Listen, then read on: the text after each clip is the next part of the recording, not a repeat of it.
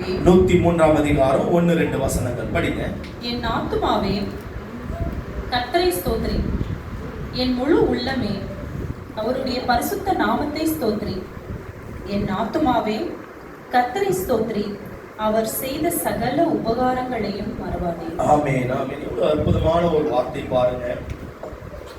எல்லா பிரேயரும், அது குடும்ப பிரேயரா இருக்கட்டும், அது பெரிய அவுட்டோர், அதாவது ஒரு கிரவுண்ட்ல போடுற பிரேயரா இருக்கட்டும், திருச்சபையில செய்கிற பிரேயராவது இருக்கட்டும், செவன்த் டே, ஆர்சி, சிஎஸ்ஐ, பெந்தகோஸ், எப்படிப்பட்ட சபைகளான இருக்கட்டும், எப்படிப்பட்ட இண்டிபெண்டன்ட் சபைகளான இருக்கட்டும், ஏஜ் சபைகளோடு இருக்கட்டும், எல்லாமே முடிந்த உடனே இந்த வசனத்தை சொல்வார்கள்.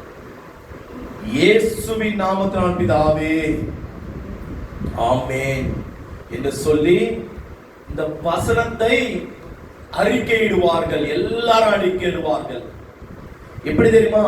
என் ஆத்துமாவே கர்த்தரை ஸ்தோத்திரி, என் முழு உள்ளமே அவருடைய பரிசுத்த நாமத்தை ஸ்தோத்திரி. எவ்வளவு அருமையாய் தாவீதுடைய சங்கீதம் பாருங்க.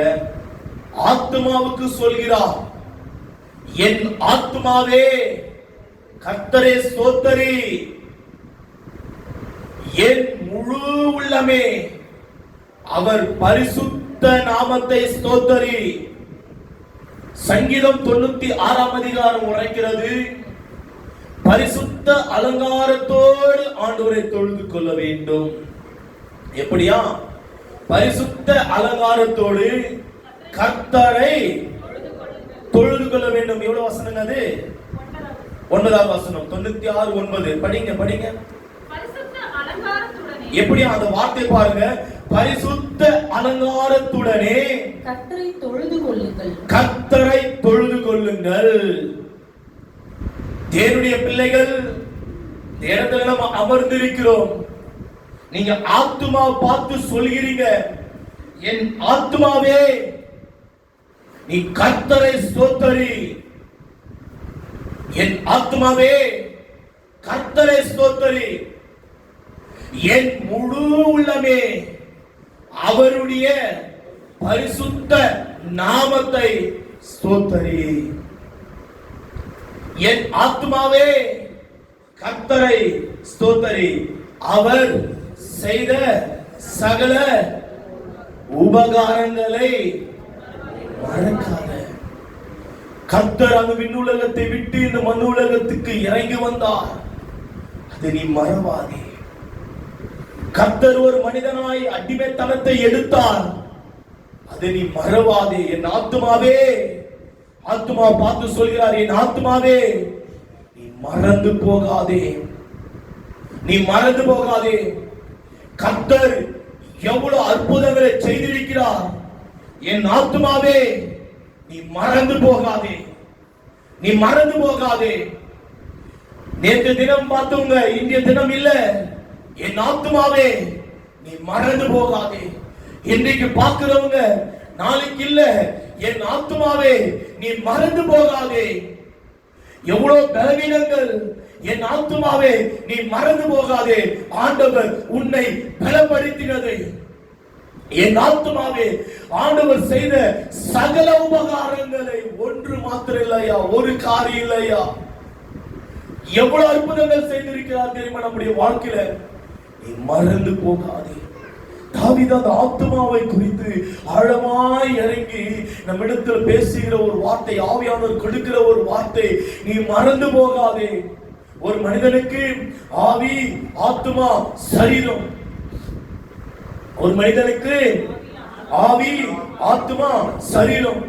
ஆவி தன்னை தந்த தேவனிடத்துக்கு பிரவேசிக்கிறது. இந்த ஆத்துமா நியாய தீர்ப்பில் நிற்கிறது. இந்த சரீரம், மண்ணால் எடுக்கப்பட்ட சரீரம் மண்ணுக்கு திரும்புகிறது. மண்ணால் எடுக்கப்பட்ட சரீரம் மண்ணுக்கு திரும்புகிறது. ஒன்றத்துக்கு உதவாத சரீரத்துக்குள்ள அவருடைய ஜீவனை கொடுத்தார். நம்முடைய நாசில அவருடைய ஜீவனை கொடுத்தார். நாம் ஜீவ ஆத்மாவாய் மாறினோம். ஜீவ ஆத்மா உள்ள மனிதனாய் மாறினோம் எப்பொழுது அவருடைய ஆவி, அதாவது அந்த உயிர் மூச்சை நமக்குள் கொடுத்தாரோ. இது மண்ணால் எடுக்கப்பட்ட சரீரம் ஒரு மண்ணை போல, கல்லை போல இருந்தது, ஒரு மண்ணை போல இருந்தது. அந்த ஆவி எப்பொழுது இந்த மண்ணுக்குள்ள வந்ததோ, இந்த ஆவி வந்த உடனே இந்த மண்ணுக்குள்ள இந்த மண் ஜீவ ஆத்மாவாய் மாறினது. தெய்வம் ஜீவ ஆத்மாவாய் மாறினது. இந்த ஆத்மாவை பார்த்து தாவீது உரைக்கிறார், என் ஆத்மாவே கர்த்தரை ஸ்தோத்திரி, என் முழு உள்ளமே அவருடைய பரிசுத்த நாமத்தை ஸ்தோத்திரி. என் ஆத்மாவே கர்த்தரை ஸ்தோத்திரி. அவர் செய்த சகல உபகாரங்களையும் நீ மறந்து போகாதே. உனக்கு ஜீவன் கொடுத்தது, உனக்குள்ள ஒரு ஆத்மாவை கொடுத்தது இயேசுவானவர். அதை நீ மறந்து போகாதே. ஐயா, இந்த பூமியில சொல்லப்படுகிறதெல்லாம் இருக்கலாம், ஜீவன் உள்ளவர் ஒரே ஒருவர் தான். இந்த வானத்தை இந்த பூமியை படைத்தது எல்லா இடத்திலும் நிரூபிக்க முடியும். கடைசி காலத்தில் வாழ்ந்து கொண்டிருக்கிறோம். வானத்தையும் பூமியை படைத்தவர், ஏகானந்த நித்திய சக்கரவர்த்தியாய் வீற்றிருக்கிறவர் ஒரே ஒருவர் தான், இயேசு. இயேசு இயேசு இயேசு இயேசு. ஆத்மாவுக்கு சொல்லிக் கொண்டே இருக்கிறார், ஆத்மாவே நீ மறந்து போகாதே, ஆத்மாவே நீ மறந்து போகாதே. மண்ணால் எடுக்கப்பட்ட சரீரம், மண்ணால் எடுக்கப்பட்ட சரீரம் மண்ணுக்கு திரும்புகிறது. ஆனால் இந்த ஆத்மா நியாய தீர்ப்பில் நிற்கும். இந்த ஆத்மா நியாய தீர்ப்பில் நிற்கும். அதுக்கு முன்பாகவே உன்னுடைய ஆத்மாவை நீ பரிசுத்தப்படுத்திக்கொள். அதுக்கு முன்பாகவே கர்த்தர் செய்த சகல உபகாரங்களையும் ஆத்மாவே நீ மறந்து போகாதே. கர்த்தர் எனக்காக தான் வந்தார், கர்த்தர் என் ஆத்மாவை பரிசுத்தப்படுத்த வந்தார், கர்த்தர் என்னுடைய சரீரத்தை பரிசுத்தப்படுத்த வந்தார், கர்த்தர் அவருடைய ரத்தத்தினால் என்னை நீதிமானாய் மாற்ற வந்தார். என் ஆத்மாவே, என் ஆத்மாவே, என் ஆத்மாவே நீ மறந்து போகாதே, கர்த்தர் எவ்வளவு காரியங்களை செய்திருக்கிறார் என்று நீ மறந்து போகாதே. அவ்வளவு அருமையாய் சொன்னார், அவ்வளவு அருமையாய் சொன்னார். மறுபடியும் படிக்கலாம் வசனத்தை. என் ஆத்துமாவே கர்த்தரை ஸ்தோத்திரி, என் முழு உள்ளமே, என் முழு உள்ளமே அவருடைய பரிசுத்த நாமத்தை ஸ்தோத்திரி, அவருடைய பரிசுத்த நாமத்தை ஸ்தோத்திரி. என் ஆத்துமாவே, என் ஆத்துமாவே கர்த்தரை ஸ்தோத்திரி, கர்த்தரை ஸ்தோத்திரி. அவர் செய்த சகல உபகாரங்களையும் மறவாதே, மறவாதே, மறவாதே.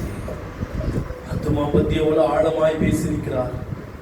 ஐயா, சரீரம் கொஞ்சம் யோசித்து பாருங்க. கண்கள் கர்த்தருக்காக துடிக்கிறதா? இந்த நாவு கர்த்தருக்காக துடிக்கிறதா? இந்த கரங்கள் கர்த்தருக்காக துடிக்கிறதா? ஏதாவது ஒன்று செய்யணும் என்று சொல்லி. இந்த பாதங்கள் கர்த்தருக்காக துடிக்கிறதா? ஏதாவது ஒன்று செய்ய வேண்டும் என்று.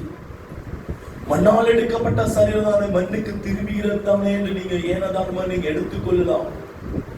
அல்ல ஐயா, கர்த்தர் உருவாக்கின அவயங்கள் கர்த்தருக்காகவே துடிக்க வேண்டும்.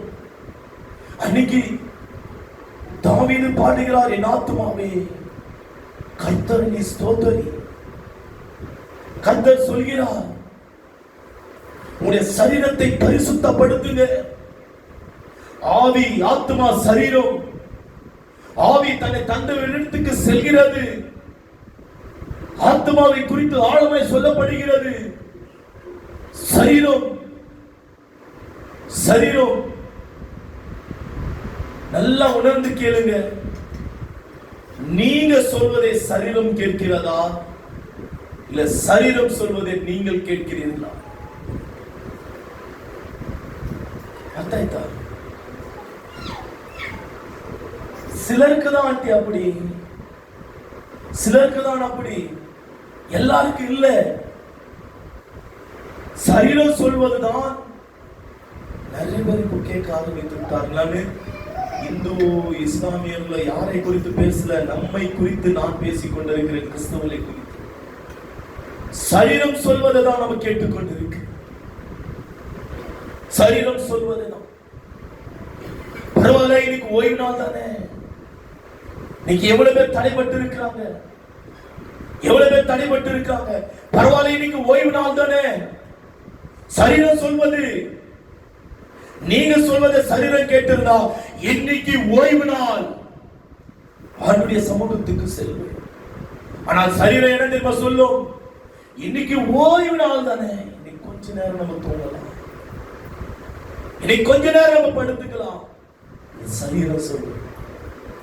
ஆத்மா என்ன தெரியுமா சொல்லும்? இல்ல இல்ல, என் ஆத்மாவே நீ கர்த்தரை ஸ்தோத்திரி, போய் கர்த்தரை ஸ்தோத்திரி, உனக்காக அவர் காத்திருப்பார்.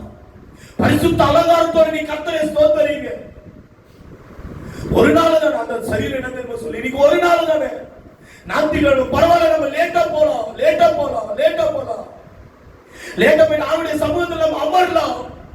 ஆண்டவர் உனக்காக இந்த இடத்துல 2 கரங்களை விரித்து காத்திருக்கிறார் ஐயா.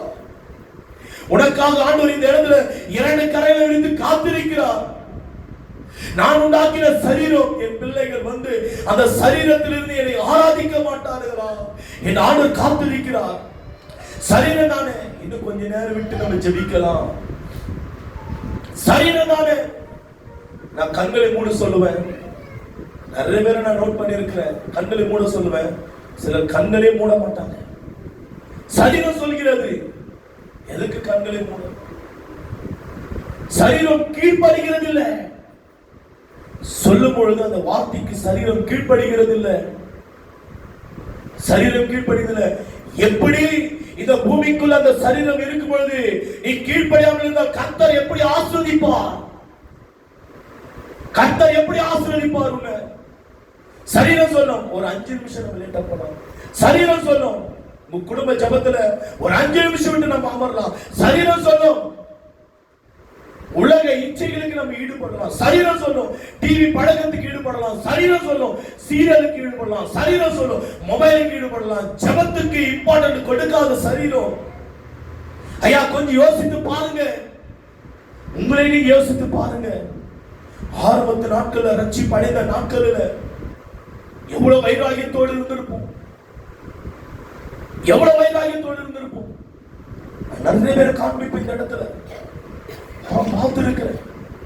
எவ்வளவு வைராகியத்தோடு இருந்திருப்போம் ஆரம்பத்து நாட்கள்ல. அந்த வைராகியம் எங்கே? இந்த வேலையில எங்க அந்த வைராகியம்? ஆரம்பத்து நாட்கள்ல அவங்களை பார்த்த உடனே அவர்கள் மேலே இருந்த அக்கினி என்னை தாக்கும், பரிசுத்த அக்கினி. இப்போது அந்த அக்கினி எங்கே? அணைந்து கொண்டிருக்கிறது.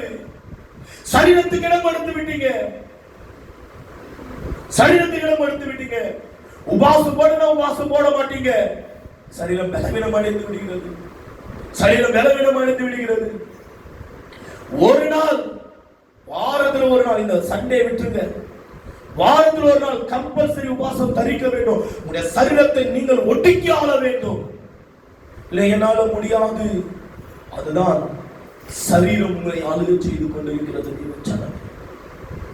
ஆரம்பத்து நாட்கள்ல வைராகியத்தோடு அனல் வந்து தக்க தக்க தக்க தக்க பற்றி எரிந்து கொண்டிருக்கிற அந்த வைராகியம் எங்கே?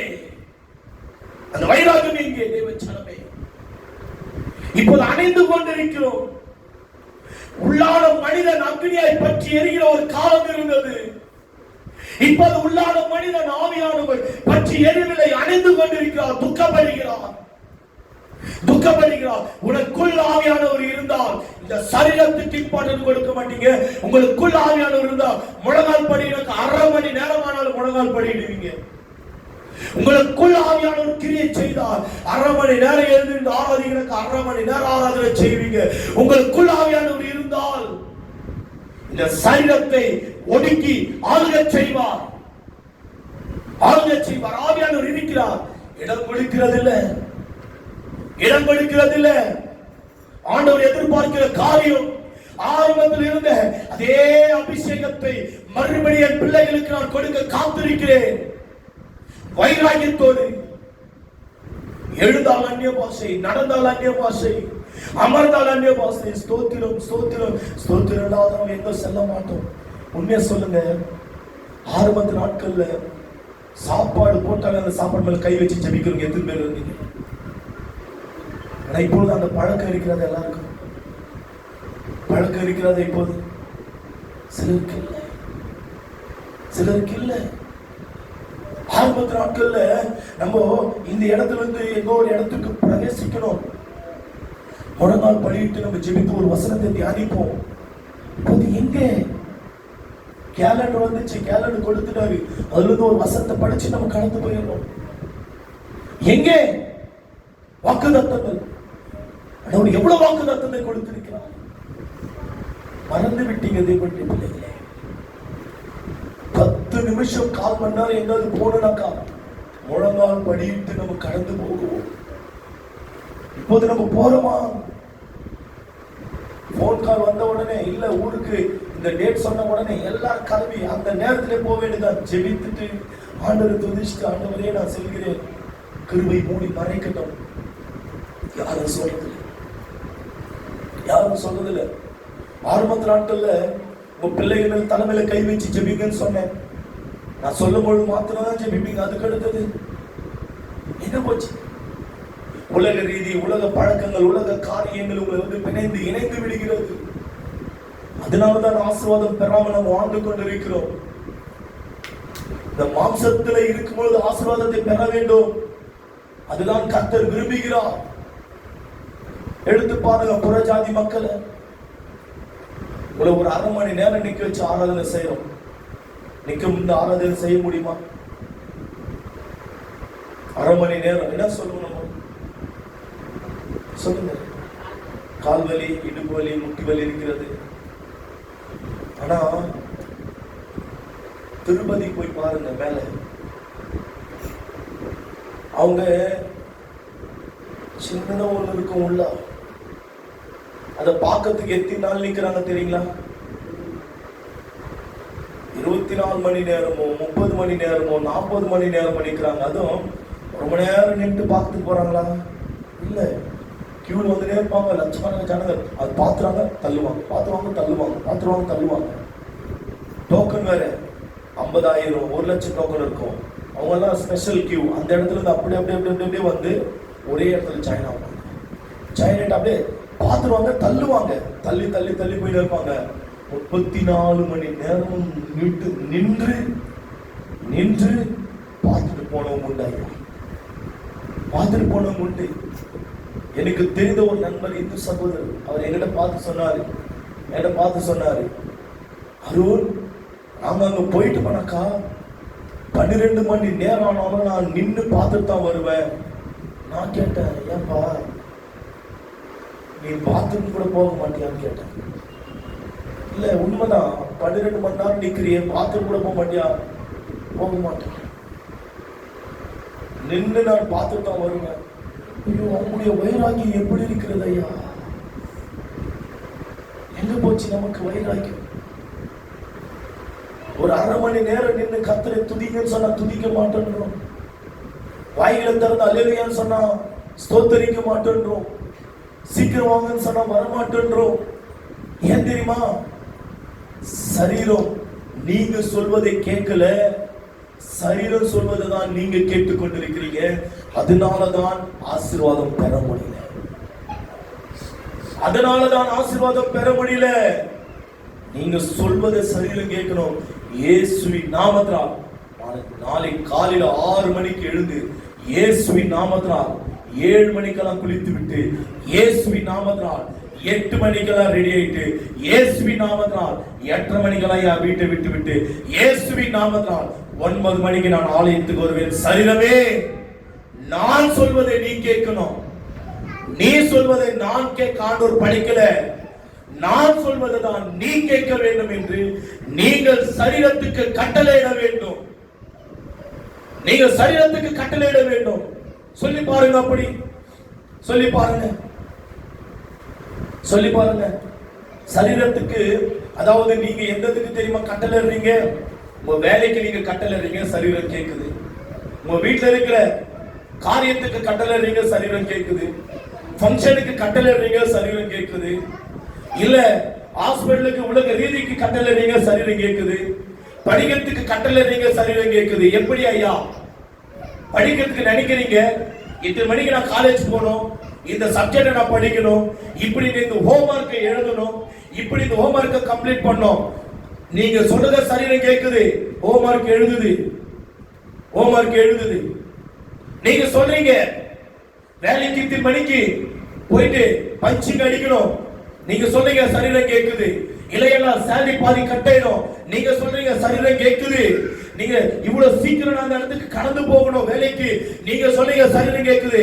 அதனால பாருங்க, அந்த காரியத்துக்கு நீங்க சொல்வதே சரீரம் கேக்குது. ஒரு ஃபங்க்ஷன், இந்த சாரி எடுத்து கட்டணும், இந்த துணி போடணும், அதுக்கு முன்பாகவே உங்களுடைய நீங்க சொல்றீங்க நான் ஐரன் போட்டு போகணும். இல்ல நீ ஐரன் போட்டு போவாத அப்படின்னு சொல்லிட்டு உங்க சரீரம் சொல்லிச்சானாக்கா, சுருங்கி போன துணியை நம்ம போட்டு போவோம், பார்த்துட்டு கேலி பண்ணுவாங்க. ஆனால் சரீரம் அந்த வெளியில பேசல, நீங்க பேசுறீங்க, சரீரம் கேக்குது. எல்லாம் மௌனமாயிட்டீங்க. முட்டாளே, அப்படி என்றால் ஒன்று போது எனக்கு 4 வருது. இப்ப நான் சிரிக்கலாம், எனக்கு 4 வருது. எனக்கு இந்த வார்த்தை கர்த்தர் எனக்கு பேசிக் கொண்டிருக்கிறார். எதில் விட்ட அதுக்கு முன்னாடி துணி ஆயிரம் போடுறேன். துணி ஆயிரம் போடுறீங்க, இஸ்திரி போடுறீங்க துணி. நம்ம சொல்ற சரீரம் கேக்குது. புடவை, இந்த புடவை, இந்த கலர் புடவை கட்டணும், இந்த ப்ளவுஸ் தகுந்த மாதிரி நம்ம சொல்ற சரீரம் கேக்குது. இந்த லிப்ஸ்டிக் போடணும், இந்த ஐப்ரோ போடணும், இப்படி வாரணும், நம்ம சொல்ற சரீரம் கேக்குது. இல்ல இந்த வாகனத்துல போலாம், நம்ம சொல்ற சரீரம் கேக்குது. எல்லாமே ஒரு திருமணத்துக்கு போனா நின்று எல்லாமே எப்படி பேசணும், நம்ம சொல்ற சரீரம் கேக்குது. ஆனால் ஏன் கர்த்தருடைய வார்த்தைகளை மாத்திரம் நீங்க சொல்வதை சரீரம் கேட்கல? உணருங்க. ஏன் எல்லா உலக காரியங்களிலும், உலகத்தில் இருக்க எல்லா செட்டில்மெண்டிலும் நான் என்ன சேர்த்து நான் சொல்கிறேன், நான் சொல்வதை சரீரம் கேட்குது. ஆனால் சரீரம் சொல்வ உலக காரியங்கள் நான் சொல்வதை சரீரம் கேட்குது. ஆனால் ஆவிக்குரிய காரியத்தில் சரீரம் சொல்வதை தான் நான் கேட்கிறேன். ஏன்? யோசிக்க வேண்டும் தேவனுடைய பிள்ளைகள். இந்த சரீரத்தை நீ ஒடுக்கி ஆள வேண்டும். நீ சொல்வதுதான் சரீரம் கேட்க வேண்டும். தேவச்சனமே, எப்பொழுது தெரியுமா அது நடக்கும்? எப்பொழுது தெரியுமா அது நடக்கும்?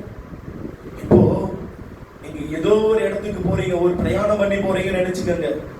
ஒரு பிரயாணம் பண்ணி போறீங்க, 8 மணிக்கு ட்ரெயின், 7:30 போய் அமர்ந்துடுறோம் ரயில்வே ஸ்டேஷன்ல. ஏன் அவ்வளவு சீக்கிரம் போறீங்க? ட்ரெயின் மிஸ் பண்றோம், ஐயோ அந்த இடத்துக்கு போறத நம்ம போவாம போயிட முடியும், ஒரு பயம். ஆமா இல்லைங்களா? ஒரு பயம். ஆனா ஏன் ஆவிக்குரிய காரியத்துல நம்ம சொல்கிறது சரீரம் கேட்கறது இல்ல? பயம் இல்ல, ஒரு பொறுப்பு இல்ல, ஒரு பொறுப்பு இல்ல. அதனாலதான் இன்னைக்கு அநேகர் தடைபட்டு நின்று இருக்கிறாங்க.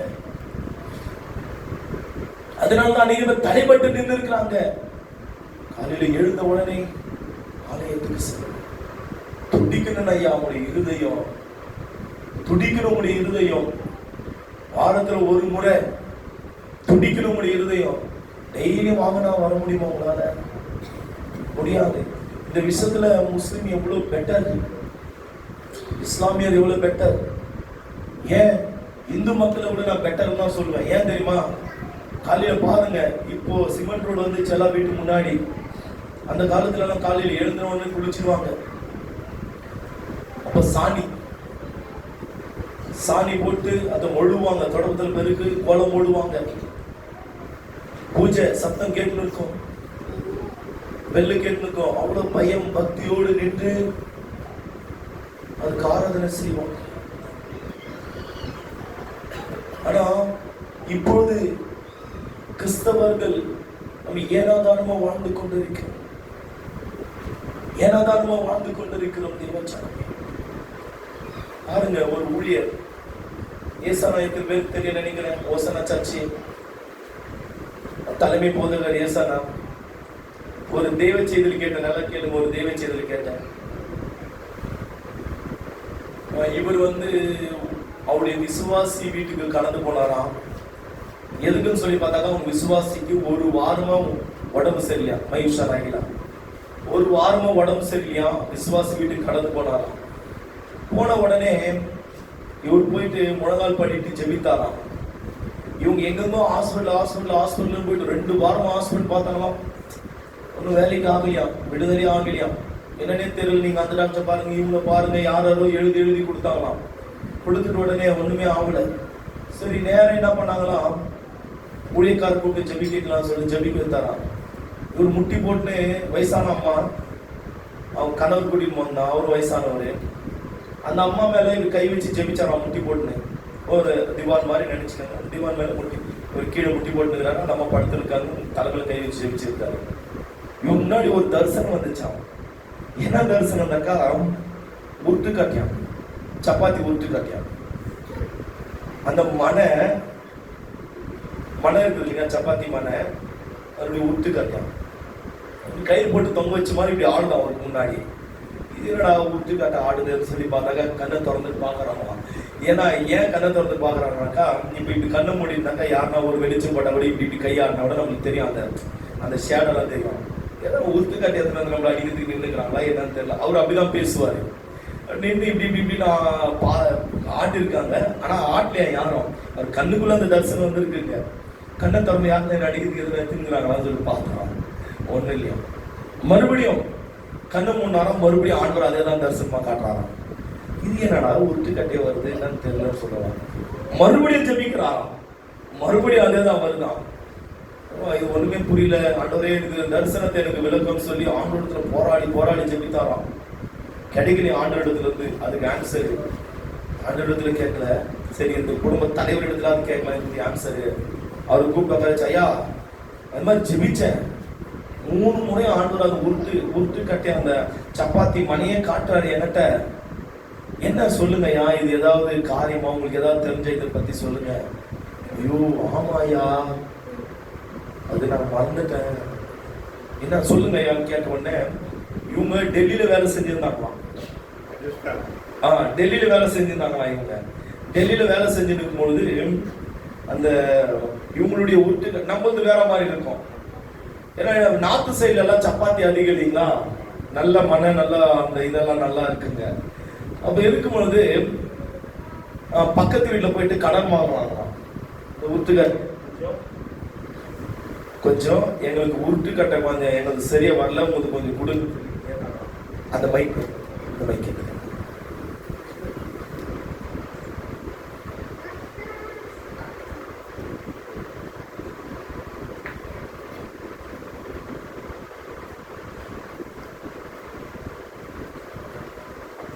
அப்போ அந்த உருட்டுக்கட்டையும் கடனும் கேட்டலாம். சரி, இவங்க அந்த ஒரு வேலை விஷயமா போனாங்களா, அந்த வேலையெல்லாம் முடிஞ்சிச்சா, இவங்க ஊருக்கு இவங்க ஆந்திராவுக்கு திரும்பி வரணுமா. ஆந்திராவுக்கு வந்த உடனே பார்த்தாக்கா இவங்களுக்கு உடம்பு சரியில்லாத ஆயிடுச்சு. அதுக்கு முன்னாடி நடந்த ஒரு சம்பவம் என்னன்னாக்கா, இவர் வீடு காலி பண்ணும்போது சொன்னாங்களா, அங்கிருந்து வீடு பேக்கிங் எல்லாம் பண்ணும்போது, ஏமா இந்த மனை கட்டியா அந்த உருட்டு கட்டியா நம்மளுக்கு எதுக்கு, அவங்களுக்கு விட்டுருக்கோம், இது சூப்பரா இருக்குது, இது நம்ம எடுத்துட்டு போகலாம், நல்லா இருக்குது, இது மாதிரி கிடைக்காது நம்மளுக்கு. அவங்க மறந்துருப்பாங்க சொன்னோடனே இவங்க பார்சல் பண்ணி மூட்டையா பேக்கிங் போட்டு அவங்க எடுத்துன்னு வந்துட்டாங்களாம் ஆந்திராவுக்கு. எடுத்துன்னு வந்துட்டு உடனே பார்த்தாக்கா ஆண்டவர் அந்த தரிசனத்தை காட்டுறாரா இவருக்கு கண்ணு முன்னு. இவருக்கு அப்பதான் புரியுதான், ஓஹோ இந்த உருட்டு கட்டி எடுத்துன்னு வந்த வாசம் இவங்களுக்கு இந்த பலவீனமோ. புரியுது இல்லைங்களா? கிறிஸ்தவர்கள் எப்படி இருக்க வேணுமோ அப்படி இருக்க வேண்டும் ஐயா. நான் அடிக்கடிக்கு சொல்வ ஒரு காரியம் உண்டு. என்ன காரியம் தெரியுமா? வாய் பேசுகிறது சாட்சி அல்ல, சாட்சி தான், நான் இல்லைன்னு சொல்லவில்லை. ஆனால் நம்முடைய வாழ்க்கை பேசு. நம்முடைய வாழ்க்கை பேசணும் ஐயா, அதுதான் உண்மையான சாட்சி. நீ சிந்திக்கிற சிந்தனை எப்படி இருக்கிறது கொஞ்சம் உணர்ந்து பாருங்க. நீங்க பார்க்கிற பார்வை எப்படி இருக்கிறது கொஞ்சம் பார்த்து பாருங்க. நீங்கள் பேசுகிற வார்த்தைகள் எப்படி இருக்கிறது கொஞ்சம் யோசித்து பாருங்க. உங்களுடைய கரங்கள், உங்களுடைய பாதங்கள் கரைபடாது இருக்கிறதா கொஞ்சம் யோசிக்க வேண்டும். தேவனுடைய பிள்ளைகள், கர்த்தர் எதிர்பார்க்கிறது பரிசுத்தம். கர்த்தர் எதிர்பார்க்கிறது பரிசுத்தம். அசுத்தங்கள் நடுவில் கர்த்தர் வாசம் செய்ய மாட்டார். நம்ம எவ்வளவுதான் காணிக்கைகளை கொடுத்தாலும், நம்ம எவ்வளவுதான் அந்நிய பாஷைகள் ஆராதித்து துதித்து அபிஷேகத்தில் நிரம்பினாலும், அசுத்தத்துக்குள்ள இருந்தால் கர்த்தர் எதுவுமே அங்கீகரிக்க மாட்டார், உன்னை ஏற்றுக்கொள்ள மாட்டார். இது உனக்கு விளங்க வேண்டும். என்னுடைய பிள்ளைகளுக்கு விளங்க வேண்டும். அவர் பரிசுத்தமுள்ள தேவன். அவருடைய பிள்ளைகளும் பரிசுத்தமாய் இருக்க வேண்டும் என்று கர்த்தர் விரும்புகிறார். கர்த்தர் விரும்புகிறார். நீ இருக்கிற இடத்துல உண்மையா இருக்க வேண்டும். உன் குடும்பத்துல உண்மையா இருக்க வேண்டும்.